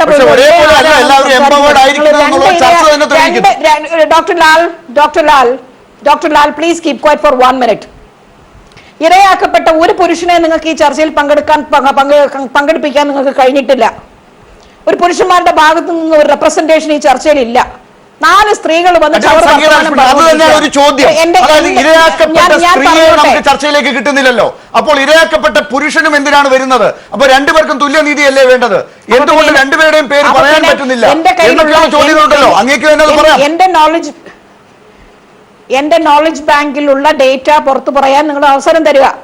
ഞാൻ മനസ്സിലാക്കുന്നതെന്ന് പറയുന്നത്, ഞാൻ നിയമം കൈകാര്യം ചെയ്യുന്ന ഒരാളാണ്, കേസുകൾ കൈകാര്യം ചെയ്യുന്ന ഒരാളാണ്. വെറുതെ കഥ ഫേസ്ബുക്കിലും വാട്സാപ്പിലും ഒക്കെ കഥകൾ വായിച്ചിട്ട് കൈകാര്യം ചെയ്യുന്ന ആളല്ല ഞാൻ. കടലാസുകൾ, കേസ് റെക്കോർഡ്സിന്റെ ബേസിസിലാണ് ഞാൻ ഈ വിവരം പറയുന്നത്. ജഡ്ജ്മെന്റ്സിന്റെ ബേസിസിലാണ് സംഗീത ലക്ഷ്മണൻ സംസാരിക്കുന്നത്. ഞാൻ വളരെയധികം വേദനയോടെ നോക്കിക്കാണുന്നത് ഈ ജുഡീഷ്യറിയുടെ ഭാഗത്തു നിന്ന് തന്നെ വളരെ ആശ്വാസകരമായ എന്ന് തന്നെ എനിക്ക് വിളിക്കാൻ കഴിയുന്ന ഒരു തരം ആറ്റിറ്റ്യൂഡും അപ്രോച്ചും ഇപ്പം നമ്മൾ കണ്ടു തുടങ്ങുന്നുണ്ട്. സ്ത്രീകൾ പറയുന്നത് മുഴുവനോടെ ശരിയാണ് എന്നുള്ള ഒരു പ്രജുഡിസോട് കൂടി നേരത്തെ കേട്ടിരുന്ന ജുഡീഷ്യറി ഇപ്പം സ്ത്രീകളുടെ സംശയത്തിന്റെ ഒരു ദൃഷ്ടിയിലൂടെ നോക്കിക്കാണാനും അവർ പറയുന്നത് ഒന്ന് ഫിൽട്ടർ ചെയ്ത് സീവ് ചെയ്തെടുക്കാൻ തയ്യാറാവുന്ന ജഡ്ജിമാരെ ഞാൻ കാണുന്നുണ്ട്. ഇപ്പോൾ അത് എവിടെ നിന്ന് വരുന്നു? ദുരുപയോഗം ചെയ്യുന്നു എന്നുള്ള തോന്നൽ അവർക്കുള്ളത് കൊണ്ടാണ്. ഏതെല്ലാം ആസ്പെക്ട്സിൽ, ഏതെല്ലാം ഫീൽഡിൽ സ്ത്രീകൾക്ക് വളരെ വാട്ടർ പ്രൂഫ് എന്ന് നമുക്ക് തോന്നിപ്പോയിട്ടുള്ള പ്രൊവിഷൻസ് അത് ഡൈല്യൂട്ട് ചെയ്ത് സുപ്രീം കോടതി മുതൽ മറ്റ് ഹൈക്കോടതികൾ വരെ ഇങ്ങനെ ഡൈല്യൂട്ട് ചെയ്ത് അവർക്ക് ഈ ജെനുവിൻ ആയിട്ട് വരുന്ന ആളുകളെ പോലും സംശയദൃഷ്ടിയോടെ നോക്കുന്ന സാഹചര്യത്തിലേക്കാണ് നമ്മളിപ്പോൾ കൊണ്ടുപോയിക്കൊണ്ടിരിക്കുന്നത്. നിങ്ങൾ ഈ പാട്രിയാർക്കി എന്ന് മുതലാളിത്തം എന്നൊക്കെ പറഞ്ഞിട്ട് വലിയ വലിയ വാർത്താനമാണ് പറഞ്ഞിട്ട് ഞങ്ങൾ വെറുതെ സമയം കളയേണ്ട കാര്യമൊന്നുമില്ല. ഇതിനകത്ത് സംസാരിക്കേണ്ട വിഷയം ഒന്നേ ഉള്ളൂ. ഞാൻ മനസ്സിലാക്കിയെടുത്തോളം നിങ്ങൾക്ക് എന്ത് വേണമെങ്കിലും, നിങ്ങൾക്ക് ഏത് ആസ്പെക്ട് വേണമെങ്കിലും നിങ്ങൾക്ക് ചർച്ച ചെയ്യാം. ഇതിനകത്ത് ഇരയാക്കപ്പെടുന്ന സ്ത്രീ അല്ലെങ്കിൽ ഇരയാക്കപ്പെടുന്നത് ആരാണ് എന്നൊരു ചോദ്യം നമ്മൾ ചോദിച്ചു. സ്ത്രീകൾ ഇരയാക്കപ്പെടുന്നു എന്ന് സ്വയം ഞാൻ ഇരയാണ് എന്ന് ഞാൻ ഡിക്ലെയർ ചെയ്യുമ്പോൾ, ഞാൻ ഇരയാണ് എന്നതിനകത്ത് ഞാൻ അതിനെ എനിക്കുള്ള ലീഗൽ പ്രൊട്ടക്ഷൻ ഞാൻ മിസ്യൂസ് ചെയ്തിട്ടുണ്ടോ എന്നൊരു വലിയ ചോദ്യം അവിടെ ഉണ്ട്. ആ ചോദ്യം അഡ്രസ് ചെയ്യാനാണ്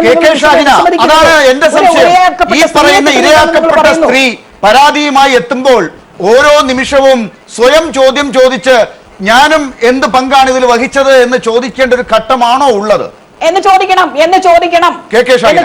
എന്ന് തന്നെയാണ്. ആ സ്ത്രീ ഇരയാക്കപ്പെടുന്നു എന്ന് സ്വയം ഡിക്ലെയർ ചെയ്യാൻ ഉദ്ദേശിക്കുന്ന, സ്വയം എന്താണ് ഈ മാനിഫെസ്റ്റ് ചെയ്യാൻ ഉദ്ദേശിക്കുന്ന ഒരു സ്ത്രീ ചെയ്യേണ്ടത് എന്താണ്? ആദ്യം ഉള്ളിലോട്ടൊന്ന് നോക്കണം. അവരെ പ്രൊട്ടക്ട് ചെയ്യാൻ ഇറങ്ങുന്ന സോ കോൾഡ് വിമൻ ഫെമിനിസ്റ്റുകൾ ഒന്ന് ചിന്തിക്കണം. ഈ പറയുന്നത്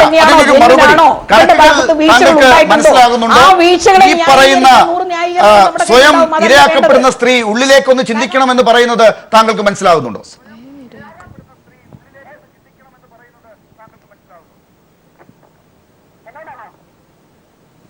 ഷാഹിനയോടാണ് ചോദ്യം. ഷാഹിനയോട്. എനിക്ക് ചോദ്യം വ്യക്തമായില്ല, കേട്ടില്ല.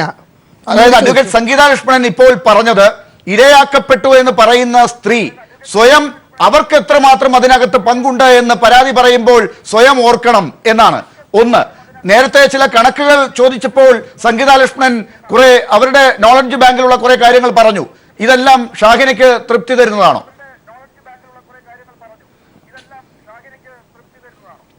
അല്ല, ഈ കണക്കുകൾ എവിടുന്നാണ് വരുന്നത്? ഡാറ്റ എവിടെയാണ്? പിന്നെ ഇത് എന്തിനെ അധികരിച്ചാണ് ഈ പറയുന്ന ഈ 60% എന്നൊക്കെ പറയുന്നത് എന്തിനെ അധികരിച്ചാണ് എന്ന് പറഞ്ഞാൽ എല്ലാവർക്കും അതുകൊണ്ട് ഗുണമുണ്ടാവും.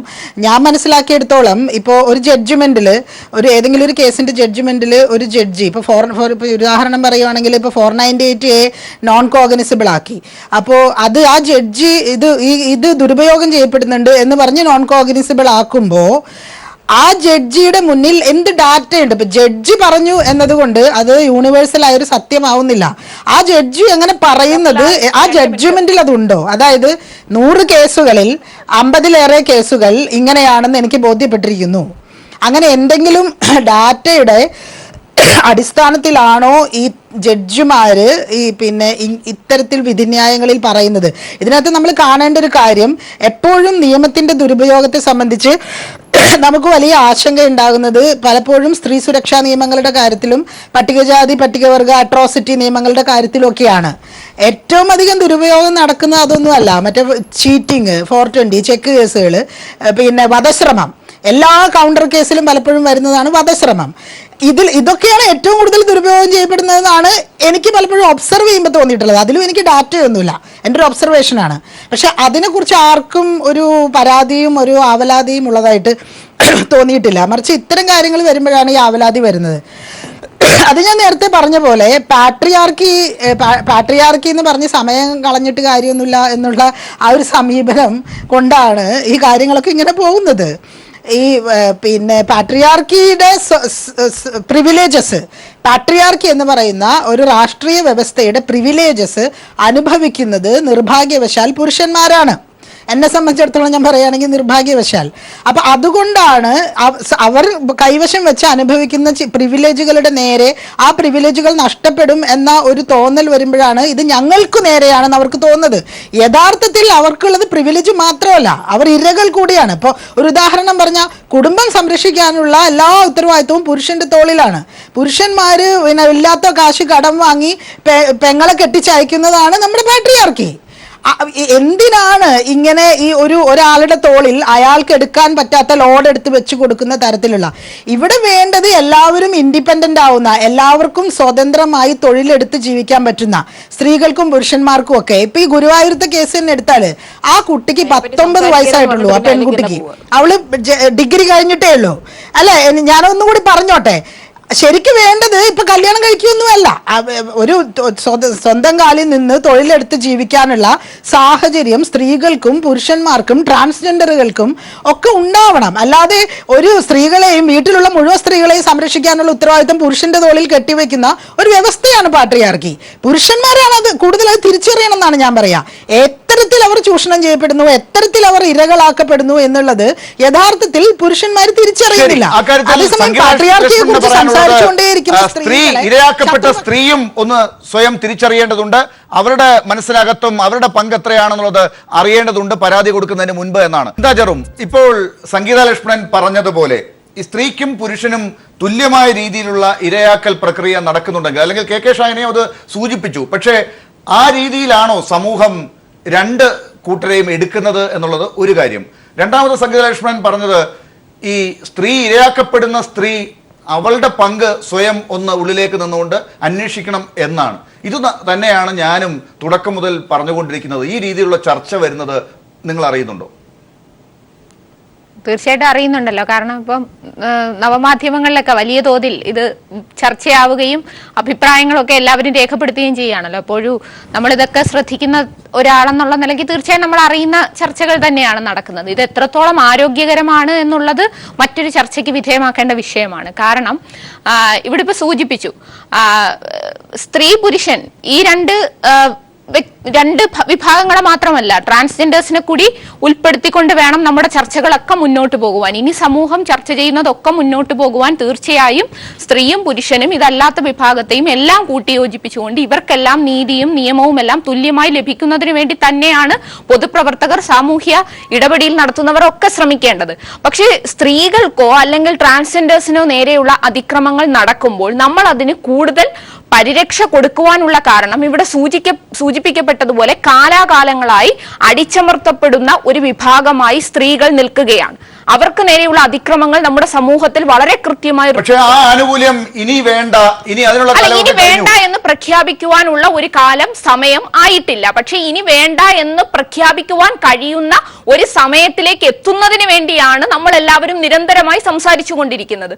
തീർച്ചയായും സ്ത്രീക്ക് വളരെ കൃത്യമായി അവളുടെ അവകാശങ്ങൾ നേടിയെടുക്കുവാൻ കഴിയുന്ന, അല്ലെങ്കിൽ അവളുടെ അഭിപ്രായങ്ങൾ, അവളുടെ നിലപാടുകൾ ഒക്കെ അംഗീകരിക്കപ്പെടുന്ന തുല്യതയിലേക്ക് എത്തുവാൻ സ്ത്രീക്ക് കഴിയുന്ന ഒരു ഘട്ടം വരുമ്പോൾ തീർച്ചയായും നമുക്ക് അത് ആ അഭിപ്രായത്തോട് യോജിക്കാൻ കഴിയും. പക്ഷെ ഇന്നത്തെ സാഹചര്യം അതല്ല. സ്ത്രീ വളരെയധികം ചൂഷണത്തിന് വിധേയാകുന്നു. സ്ത്രീ വളരെയധികം അതിക്രമങ്ങൾ നേരിട്ടുകൊണ്ടിരിക്കുന്നു. ഇപ്പോൾ നടിയെടുത്ത നിലപാടിനെ തീർച്ചയായും ധീരമായ നിലപാടെന്ന് തന്നെയാണ് പറയേണ്ടത്. കാരണം തുറന്നു പറയുവാൻ സ്ത്രീകൾ തയ്യാറാകാതെ അനുസരിച്ചാണെങ്കിൽ ആ നടി ഒന്ന് ഉള്ളിലേക്ക് സ്വയം തിരിഞ്ഞു നോക്കട്ടെ എന്ന് ചോദിക്കേണ്ടി വരും. അപ്പോൾ അങ്ങനെയുള്ള ചോദ്യങ്ങളൊക്കെ ഈ ഘട്ടത്തിൽ അനാവശ്യമല്ലേ? അഡ്വക്കേറ്റ് വീണ നായർ എന്താണ് ഈ കാര്യത്തിൽ പറയുന്നത്? അല്ല, ഈ നടിയുടെ കാര്യം പറയുമ്പോൾ തീർച്ചയായിട്ടും ആ നടി എടുത്ത സ്റ്റെപ്പ് ചിന്ത പറഞ്ഞതുപോലെ വളരെ അഭിനന്ദനാർഹമാണ്. അതിനുശേഷം പലപ്പോഴായിട്ട് പുറത്തു വന്നിട്ടുള്ള പല വെളിപ്പെടുത്തലുകളും അല്ലെങ്കിൽ സ്ത്രീകൾ തുറന്നു പറഞ്ഞിട്ടുള്ള ചൂഷണങ്ങളുടെ കഥകളും ഒക്കെ അത് ആ നടി നൽകിയൊരു മെസ്സേജാണ്. അതായത് നമ്മള് അടിച്ചമർത്തപ്പെടലിന് വിധേയരായി നിന്നു കൊടുക്കേണ്ടവരല്ല, നമ്മുടെ ശബ്ദം ഉയർന്ന് കേൾക്കാനുള്ളതാണെന്നുള്ളൊരു മെസ്സേജ് അവിടെ ക്ലിയർ ആയിട്ട് വന്നിട്ടുണ്ട്. മറ്റൊരു കാര്യം, ഈ കാലാകാലങ്ങളായിട്ട് നമ്മൾ കണ്ടുവരുന്ന ഒരു കാര്യം എന്ന് പറയുന്നത് ശരിക്കും ഒരു കമ്മോഡിഫിക്കേഷൻ ഓഫ് വിമൻ എന്ന് പറയുന്ന ഒരു സംഭവം തന്നെയാണ്. സ്ത്രീ ഒരു കമ്മോഡിറ്റി ആയിട്ട് നന്നായിട്ടൊന്ന് വേഷം ധരിച്ച് പുറത്തിറങ്ങിക്കഴിഞ്ഞാൽ, വളരെ പ്ലസന്റ് ഫേസോടുകൂടി കുറച്ച് മേക്കപ്പ് ഇട്ട് ഇറങ്ങിക്കഴിഞ്ഞു കഴിഞ്ഞാൽ സ്ത്രീയെ പുരുഷന്മാര് അഭിസംബോധന ചെയ്യാൻ ഉപയോഗിക്കുന്നത് നമ്മുടെ സംസ്കാരത്തിന് സഭ്യമായ വാക്ക് പോലും അല്ല. തിരിച്ചൊരു സ്ത്രീ ഒരിക്കലും അത്തരത്തിൽ പുരുഷനെ അങ്ങനെ അഭിസംബോധന ചെയ്യില്ല. എന്തുകൊണ്ട് അത്തരം വാക്കുകൾ എനിക്ക് ഇവിടെ പ്രയോഗിക്കാൻ പറ്റില്ല ഒരു ചാനലിൽ ഇരുന്നുകൊണ്ട്. പക്ഷെ നമ്മൾ ദൈനംദിനം കാണുന്നതും കേൾക്കുന്നതും മനസ്സിലാക്കുന്നതുമായിട്ടുള്ള അനുഭവങ്ങളുണ്ട്. അവിടെ സ്ത്രീയെ ഒരു കമ്മോഡിറ്റി ആയിട്ട് ഇപ്പോഴും കാണുന്നുണ്ട്, സ്ത്രീയെ ചൂഷണം ചെയ്യുന്നുണ്ട്. ഈ പറഞ്ഞതുപോലെ ഒരു മൈനോറിറ്റി ഒരുപക്ഷെ നിയമങ്ങളെയും കാര്യങ്ങളെയൊക്കെ മിസ്യൂസ് ചെയ്യുന്നു എന്നുള്ളത് കൊണ്ട് അതാണ് ഈ ലോകത്ത് നടന്നുകൊണ്ടിരിക്കുന്ന, ഈ കേരളത്തിൽ ഈ ഭാരതത്തിൽ നടന്നുകൊണ്ടിരിക്കുന്നതെന്ന് നമ്മൾ ഒരിക്കലും അങ്ങനെ എഴുതി ഒരു കൺക്ലൂഷനിൽ എത്താൻ പാടില്ല എന്നുള്ളതാണ്. അങ്ങനെയാണെന്നുണ്ടെങ്കിൽ ഒരിക്കലും നമ്മുടെ നിർഭയ പോലുള്ള ഇഷ്യൂസ് നമ്മുടെ ഇന്ത്യയിലും നടക്കില്ല. കാരണം സ്ത്രീ ഇപ്പോഴും ചൂഷണം ചെയ്യപ്പെടുന്നുണ്ട്. സ്ത്രീ ഒരു കമ്മോഡിറ്റി ആയിട്ടാണ് കാണുന്നത്. അത് ഈ നടക്കുന്ന ഗ്യാങ് റേപ്പുകളാവട്ടെ, അല്ലാതെയുള്ള ചീറ്റിംഗ് കേസസ് ആവട്ടെ, വിവാഹം കഴിക്കാമെന്ന് പറഞ്ഞിട്ട് ലൈംഗികമായി ഉപയോഗിക്കുക, അവിടെയും സ്ത്രീയെ ഈ പറഞ്ഞതുപോലെ മ്യൂച്വൽ കൺസെന്റിൽ ഒരുപക്ഷെ വിവാഹം കഴിക്കാൻ പോകുന്ന പുരുഷനാണ് എന്നുള്ള രീതിയിൽ ഒരുപക്ഷെ വഴങ്ങിക്കൊടുക്കുന്ന ഒരു സ്ത്രീ ആയിരിക്കാം. അവളെ ഏത് സമയം അവളെ ചതിച്ചു. പുരുഷന്മാർക്ക് നിമിഷത്തിന് വേണമെങ്കിൽ ചിലപ്പോൾ പല സ്ത്രീകളെയും കാണുമ്പോൾ ഇഷ്ടം തോന്നാം. പക്ഷെ സ്ത്രീകൾക്ക് അങ്ങനെ കാണുന്ന പുരുഷന്മാരോടൊപ്പം അത്ര എളുപ്പം പോകാൻ പറ്റില്ല. സ്ത്രീകളുടെ മനഃശാസ്ത്രം. അഡ്വക്കേറ്റ് വീണ നായർ പറഞ്ഞെടുത്ത് എങ്ങനെയാണ് കെ ഷാഹിന കാണുന്നത്? സ്ത്രീക്ക് ചില സ്വയം നിയന്ത്രിതമായ വലയമുണ്ട് എന്നിടത്തേക്കാണ് ഏറ്റവും അവസാനം അഡ്വക്കേറ്റ് വീണ നായർ എത്തുന്നത്. തുടക്കത്തിൽ പറഞ്ഞിടത്തുനിന്നൊക്കെ മാറുന്ന ഒരു ഘട്ടമുണ്ട്. അപ്പോൾ ഈ പറഞ്ഞ അർത്ഥത്തിൽ ഇപ്പോൾ സംഗീത ലക്ഷ്മണൻ പറഞ്ഞതുപോലെ ഒരു ചെറിയ വിഭാഗം സ്ത്രീകളെങ്കിലും ഇങ്ങനെ സ്വയം ആസ്വദിക്കുകയും സ്വയം ഈ അതിർത്തികൾ ലംഘിച്ച് മുന്നോട്ട് പോവുകയും ചെയ്യുന്നുണ്ടെങ്കിൽ അത് ഈ ഘട്ടത്തിൽ പെരുപ്പിച്ച് കാട്ടി സ്ത്രീയുടെ നീതിക്ക് തടസ്സമാകുന്നുണ്ടോ?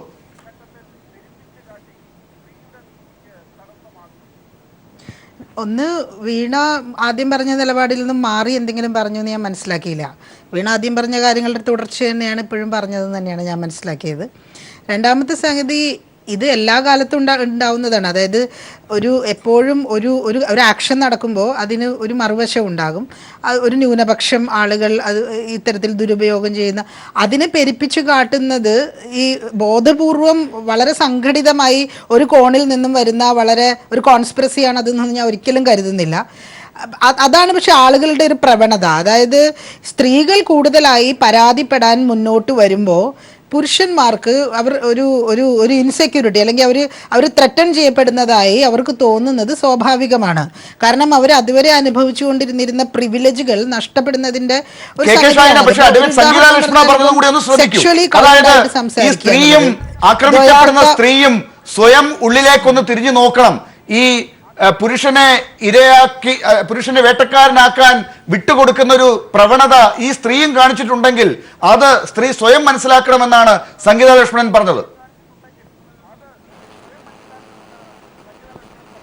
ഏത് സ്ത്രീയുടെ കാര്യമാണ് ഈ പറയുന്നതെന്നൊന്നും എനിക്ക് മനസ്സിലാവുന്നില്ല. എങ്ങനെയാണ് അങ്ങനെ വളരെ ജനറലായിട്ട് ഒരു സ്ത്രീ പിന്നെ സ്വയം തിരിഞ്ഞു, ഇത് ആരുടെ കാര്യമായി പറയുന്നത്? ഇത് ഓരോ കോണ്ടെക്സ്റ്റും വളരെ വ്യത്യസ്തമാണ്. ഡൽഹിയിൽ ബസ്സിൽ വെച്ച് റേപ്പ് ചെയ്ത് പുറത്തേക്ക് വലിച്ചെറിഞ്ഞ് ഒരാഴ്ചയോളം മരണത്തോട് മല്ലടിച്ച് മരിച്ചുപോയ ആ പെൺകുട്ടി ഉള്ളിലേക്ക് തിരിഞ്ഞു നോക്കണമായിരുന്നോ? ഇതൊക്കെ ആരുടെ കാര്യത്തിലാണ് ഈ പറയുന്നത്? ഇങ്ങനെ ജനറലായിട്ട് ഒന്നും പറയാൻ പറ്റുന്ന കാര്യങ്ങളല്ല.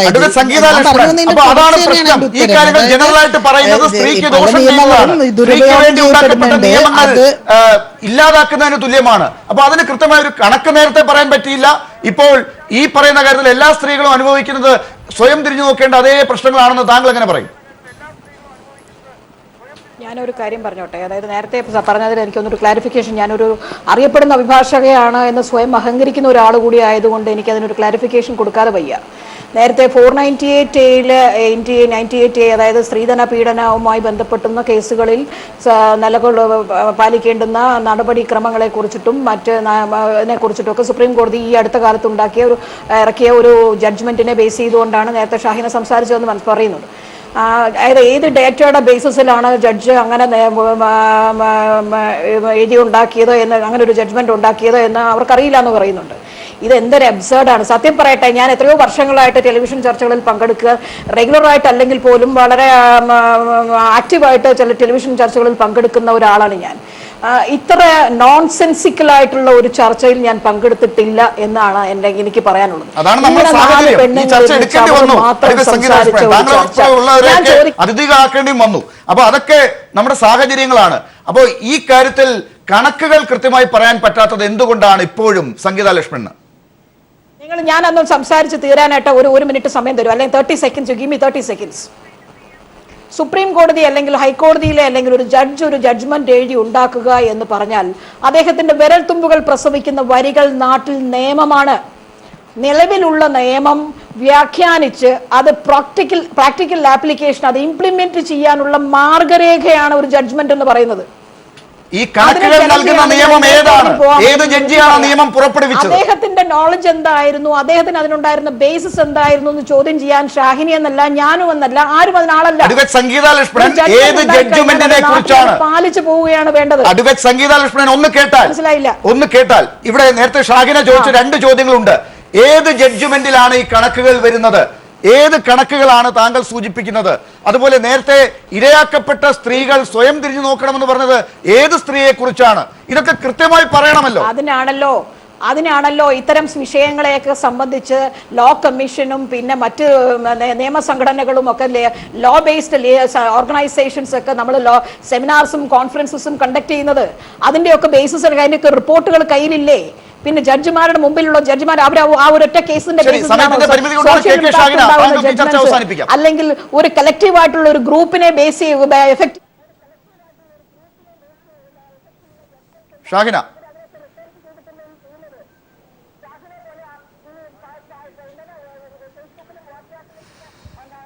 ഷാഹിന താങ്കൾക്ക് പറയാം.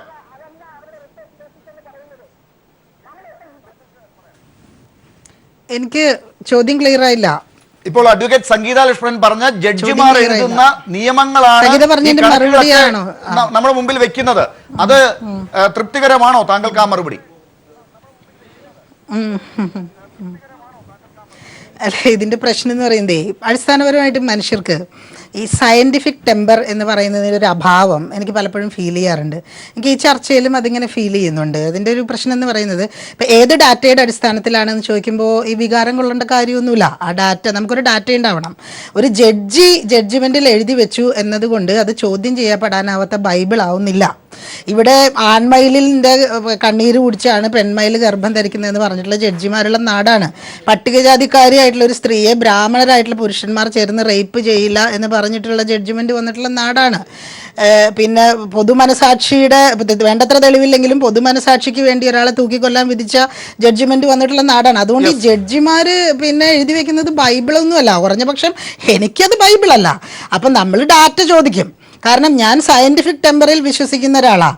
നമ്മൾ ഈ സംസാരിക്കുന്ന കാര്യങ്ങൾക്ക് എപ്പോഴും ഒരു വസ്തുതകളുടെ പിൻബലം ഉണ്ടാവണം എന്ന് ഞാൻ വിചാരിക്കുന്നുണ്ട്. അത് ഞാൻ എപ്പോഴും ഒരു കാര്യം പറയാൻ വേണ്ടി ഞാൻ അതുമായി ബന്ധപ്പെട്ട എന്തെങ്കിലും പഠനങ്ങൾ അവൈലബിൾ ആണോ, എന്താണ് ഈ പഠനങ്ങളിൽ പറയുന്നത് എന്ന് നോക്കാൻ ശ്രമിക്കാറുണ്ട്. എപ്പോഴും അത് ചർച്ചയും വെളിപ്പെടുത്തുന്നത് സ്ത്രീ തന്നെയാണ് ഇപ്പോഴും ആക്രമിക്കപ്പെടുന്നതിന് നീതി തേടുന്നത്.